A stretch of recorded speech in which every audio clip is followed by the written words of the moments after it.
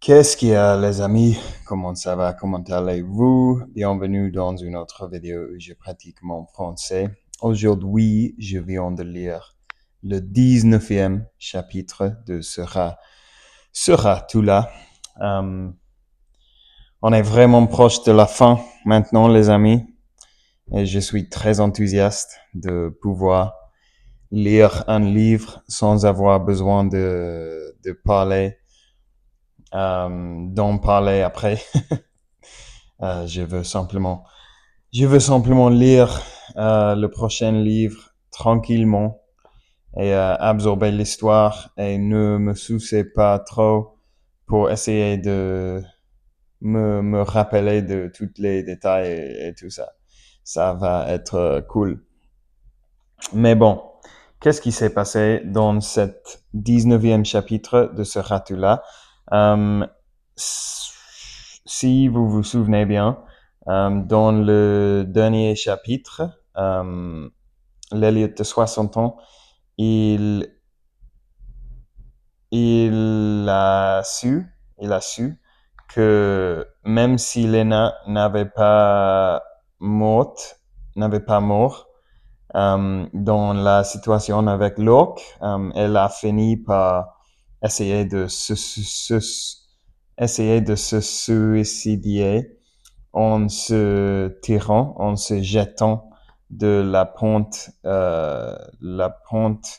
Je ne me souviens pas du nom de la pente, mais je pense que the Golden Gate Bridge, la pente de the Golden Gate. Donc maintenant, dans ce chapitre, il va encore une fois prendre une de ses pilules pour voyager dans le temps et pour prévenir à l'Elliot de 30 ans. Et en fait, ce qui va se passer, il va lui dire que Elena, elle va mourir à cause d'une hématome dans sa tête, dans son cerveau. Donc, il va lui dire qu'il faut l'opérer tout de suite, ou sinon, elle va mourir. Et il sait ça parce qu'il a lu le rapport de décès dans l'avenir. Donc, en gros, ce qui va se passer, c'est que l'Elliot de 60 ans et l'Elliot de 30 ans vont l'opérer ensemble, aussi avec une autre amie qui s'appelle Samantha, je pense. Je ne me souviens pas. Mais elle travaille aussi dans l'hôpital.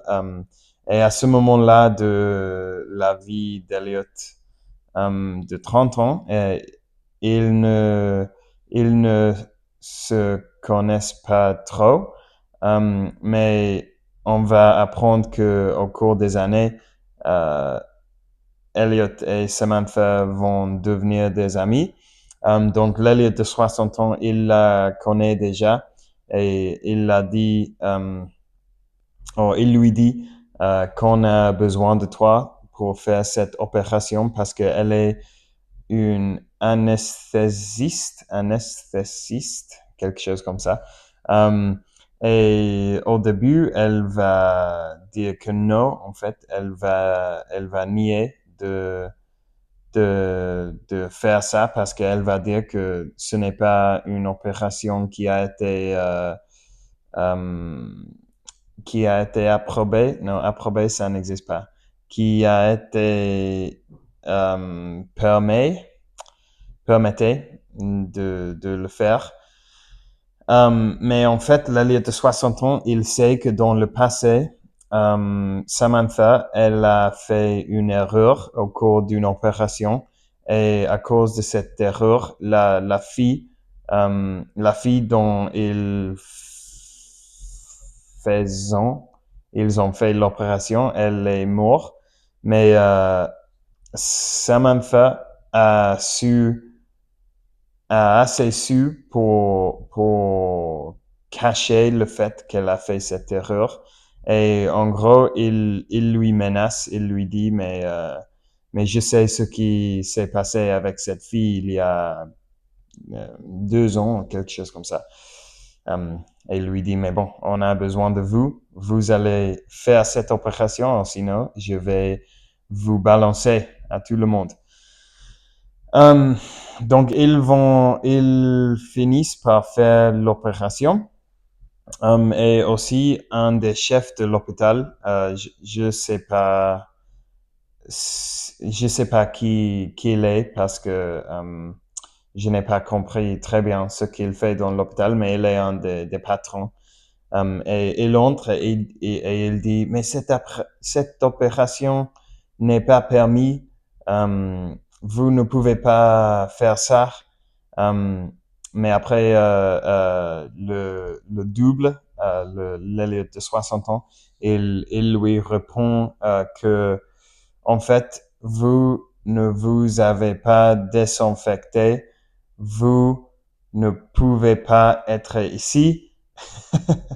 Parce que ça, c'est une zone, ça, c'est une chambre désinfectée, une pièce désinfectée. Donc, vous devez sortir maintenant parce que c'est très dangereux. Et il va sortir. Et en gros, ils vont continuer à faire l'opération. Et proche de la fin, quand ils auraient presque fini, le double va dire à Elliot, je vais vous laisser la tâche de terminer avec ça, de finir cette opération. Et en fait, il va disparaître avant tout le monde. Donc, et ça, c'est la fin du chapitre. Donc, je suppose que ils ont sauvé Elena. On va savoir dans le prochain chapitre. Et je suis curieux aussi de savoir ce qu'ils vont dire les autres gens qui ont vu un homme disparaître au plein milieu de la pièce. Donc, on verra bien. Et il reste combien de pages? Donc, on est dans le page 355. Et il y a 400. Il y a 440. 441. Donc, toujours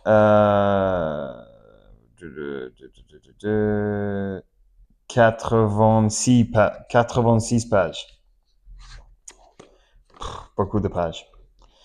Peut-être, probablement, je dirais 5 ou 6 vidéos de plus, davantage pour finir le livre, parce que normalement, il y a comme 15 pages dans chaque chapitre. Et